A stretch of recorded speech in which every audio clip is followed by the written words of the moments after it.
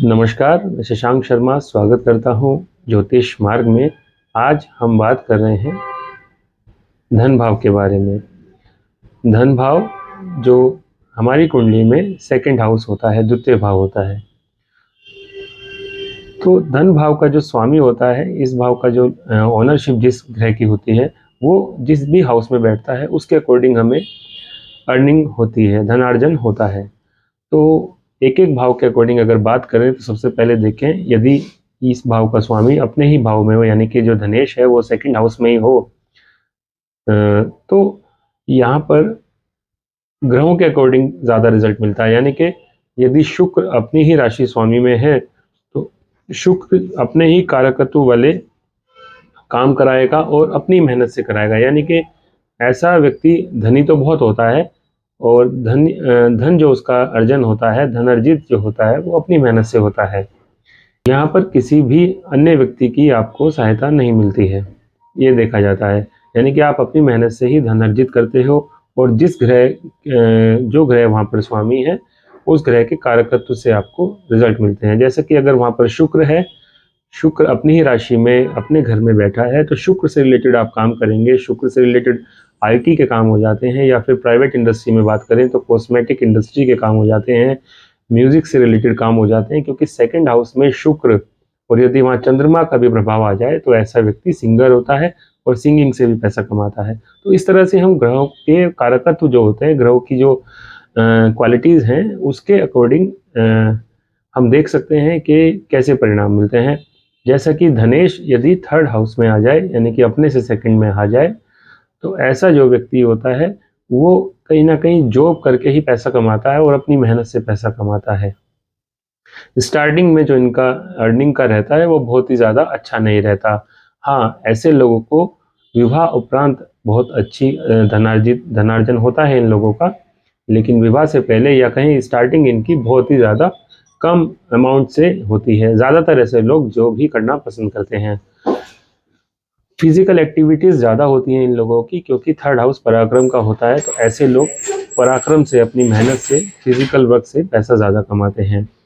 बहुत बार ये भी देखा गया है कि ऐसे लोग स्पोर्ट्स में भी होते हैं। जिन लोगों को स्पोर्ट्स के थ्रू पैसा आता है, स्पोर्ट्स में वो अपना अर्निंग करते हैं, अपना पैसा कमाते हैं, अपना नाम करते हैं, उन लोगों का भी धनेश थर्ड हाउस में देखा जाता है। अब अगर हम बात करें फोर्थ हाउस की, यानी कि धनेश यदि चतुर्थ भाव में हो, तो ऐसे जो व्यक्ति होते हैं उनका धनार्जन भी अपनी प्राइवेट इंडस्ट्री में ज़्यादा देखा गया है। यानी कि वो जो काम करते हैं वो अपने काम के अनुसार पैसा कमाते हैं। धनेश यदि चतुर्थ भाव में आ जाता है तो चतुर्थ भाव माता का भी होता है, चतुर्थ भाव अपने घर का भी होता है। ऐसे जो लोग होते हैं वो अपने ही होम टाउन के आसपास काम करना पसंद करते हैं। ऐसे लोगों का जो भाग्य उदय होता है, धन आगमन होता है, या जो उनकी एक इच्छा होती है ज़्यादा धन कमाने की, उसको इनको थोड़ा सा वेट करना पड़ता है। और यदि इनकी माता इनके साथ रहती हैं तो इनको धनी कहा जा सकता है। यानी कि क्योंकि चतुर्थ भाव माता का कारक भी है, तो यदि यहाँ पर माता का प्रभाव है, माँ का आशीर्वाद आपके साथ है, माँ आपके साथ रहती हैं, तो आप धन ज़्यादा कमाते हैं। ऐसे लोग अपने होम टाउन से, अपनी मातृभूमि से दूर जाकर पैसा नहीं कमा पाते, वापस आ जाते हैं और अपने घर पर ही ये ज़्यादा अच्छा कमाई करते हैं। ये अलग बात है वो जॉब करें या व्यापार, लेकिन अपने होम टाउन में अपनी माता के साथ रहकर ही इनको ज़्यादा पैसा प्राप्त होता है, ज़्यादा धनी होते हैं। अब यदि धनेश पंचम भाव में चले जाएं तो पंचम भाव शिक्षा का है, संतान का है, प्रेम का है। यहाँ पर ज़्यादातर देखा जाता है धनेश का पंचम में जाना, जब आपको संतान प्राप्त होती है तब आप अपनी संतुष्टि के आधार पर या संतुष्टि के अनुसार आप पैसा कमाते हैं। जब तक आपको संतान नहीं होती तब तक आपकी जो इनकम है, आपकी जो अर्निंग है, वो आपको संतुष्ट नहीं करती है। आपको एक स्टेबिलिटी जो चाहिए होती है वो आपकी संतान होने के बाद प्राप्त होती है। धनेश का सिक्स्थ हाउस में जाना, छठे में जाना, ऐसे लोग ज़्यादातर देखा गया है प्राइवेट इंडस्ट्री में ज़्यादा दिन नहीं टिकते। प्राइवेट कंपनी, प्राइवेट नौकरी ये लोग नहीं कर पाते, या तो इनको सरकारी नौकरी मिल जाए यदि शुभ ग्रहों की स्थिति है, या फिर ये अपना ही बिजनेस करते हैं। और इनका बिजनेस जब सफल होता है जब ये कोई बड़ा लोन लेकर बिजनेस करते हैं, क्योंकि सिक्स्थ हाउस, छठा भाव, ऋण का भी होता है, लोन का भी होता है। तो ऐसे लोगों को लोन से रिलेटेड फ़ायदा ज़्यादा होता है, लोन से ही ये अपना बिजनेस करते हैं। अब आगे बात करें धनेश सप्तम भाव में जाना यानी कि विवाह स्थान में जाना। तो विवाह स्थान में जाना और विवाह स्थान व्यापार को भी दिखाता है, यानी कि इस भाव से व्यापार भी देखते हैं।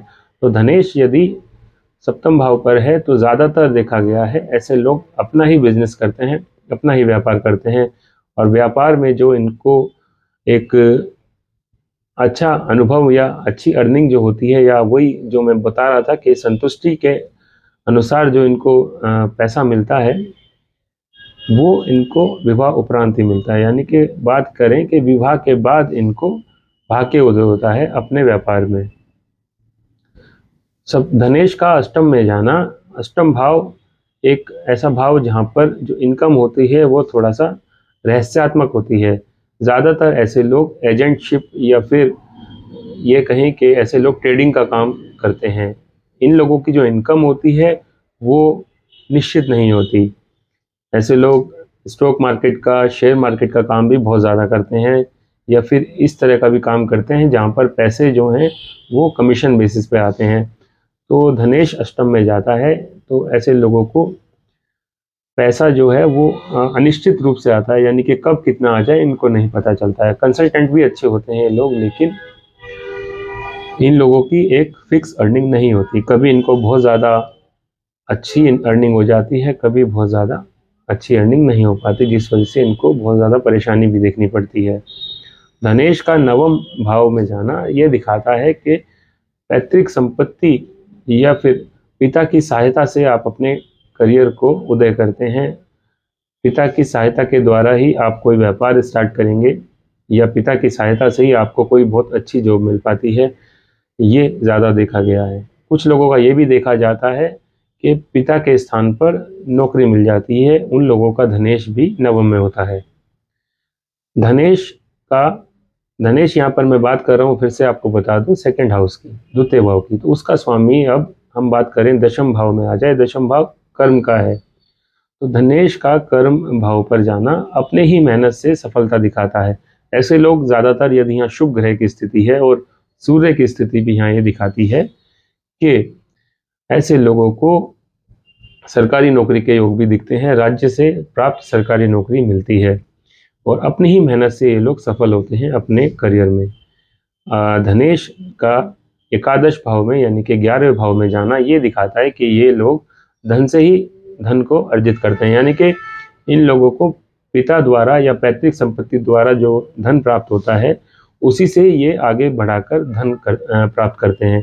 क्योंकि आय स्थान में धनेश चला गया, धन जो है वो आय में चला गया, तो धन से ही धन आपको कमाना है, धन से ही आपकी अर्निंग होगी। तो पैसा लगाकर पैसा कमाना इनको आता है। या ऐसे लोग जो हैं ये भी देखा जाता है कि पिता का जो या फिर पुश्तैनी जिसको बोलते हैं, पुश्तैनी जो व्यापार होता है उसको आगे बढ़ाते हैं। अब धनेश का 12वें में जाना, द्वादश भाव में जाना एक हानि का योग भी कहलाता है, क्योंकि ये जो भाव है वो व्यय का है, हानि का है। तो ज़्यादातर यहाँ पर धन की हानि भी होती है, लेकिन यदि शुक्र यहाँ पर उपस्थित है, राहु यहाँ पर उपस्थित है, तो धन की हानि तो होगी लेकिन धन की प्राप्ति भी उसी आधार पर होगी। इसमें यह भी देखना पड़ता है कि जो व्यय भाव का स्वामी है वो कहाँ पर बैठा है। साथ में धनेश का द्वादश भाव में जाना एक स्थिति ये भी दिखाता है कि आपकी जो अर्निंग होगी वो बड़ी बड़ी कंपनियों के साथ होगी, या फिर अगर आप जॉब में हैं तो विदेशी कंपनियों के साथ आप काम करेंगे, एमएनसीज में आप काम करेंगे, या ये भी कह सकते हैं कि आपका जो बिज़नेस होगा वो विदेश से संबंधित हो सकता है, या फिर विदेश में जाकर आप बिज़नेस कर सकते हैं। ऐसे लोग विदेश में जाकर बिज़नेस करें या विदेश से संबंधित अर्निंग करते हैं तो बहुत ज़्यादा इनको हानि का योग नहीं होता है और बहुत ज़्यादा इनकम इनकी अच्छी होती है। लेकिन अगर ऐसा नहीं है तो आपको धन हानि तो होती ही है।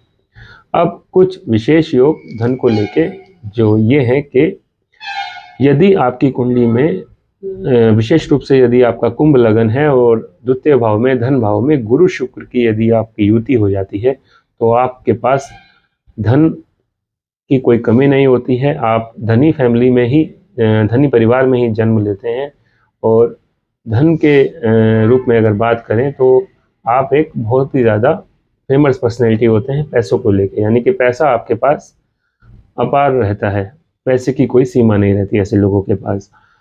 यदि पंचम भाव में सूर्य है किसी भी राशि में और एकादश भाव में चंद्रमा और मंगल है, तो ये भी एक शुभ योग होता है धन को लेके। ऐसा व्यक्ति किसी भी स्तर के परिवार में जन्म ले, यानी कि यदि आपका जन्म बहुत ही ज़्यादा मध्यम वर्गीय परिवार में हुआ है, तो भी आपको धन की प्राप्ति बहुत ज़्यादा होती है।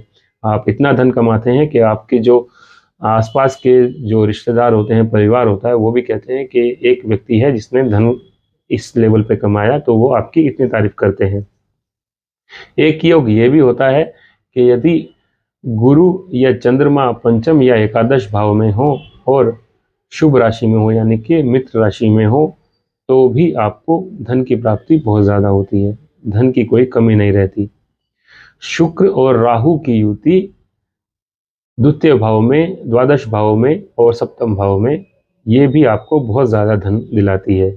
या फिर राहु द्वितीय भाव में, सेकंड हाउस में यदि राहु की स्थिति है, तो आपके पास धन इतना आएगा कि आप कल्पना भी नहीं कर पाएंगे। धन की प्राप्ति आपको बहुत ज़्यादा होती है। और ऐसे लोगों का जो धन आता है, जो धनार्जन होता है, वो निश्चित नहीं होता। यानी ज़्यादातर देखा गया है ऐसे लोग बिजनेस में रहते हैं और बिजनेस इनका इस तरह से रहता है कि कभी भी इनको कितना भी पैसा आ जाता है। स्पेशली 28 वर्ष से 35 वर्ष की आयु में ये लोग बहुत ज़्यादा धन कमाते हैं और बहुत अर्निंग करते हैं।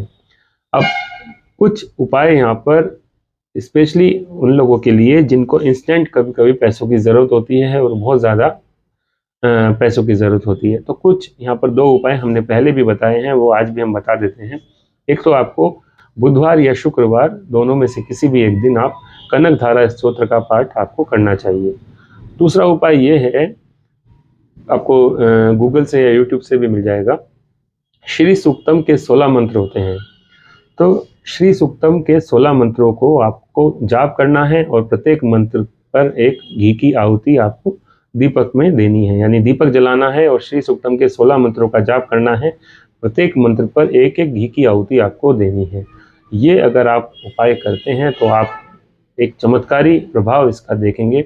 आपको बहुत ज़्यादा धन की ज़रूरत है, तो इंस्टेंटली जितनी आपको आवश्यकता है लगभग उतने धन की प्राप्ति तो आपको हो जाती है। तो ये उपाय कीजिएगा और देखिएगा कितना लाभ आपको मिलता है। आपने हमें सुना, आपका बहुत बहुत धन्यवाद। आगे हम एक विशेष टॉपिक लेके आएंगे आपके लिए।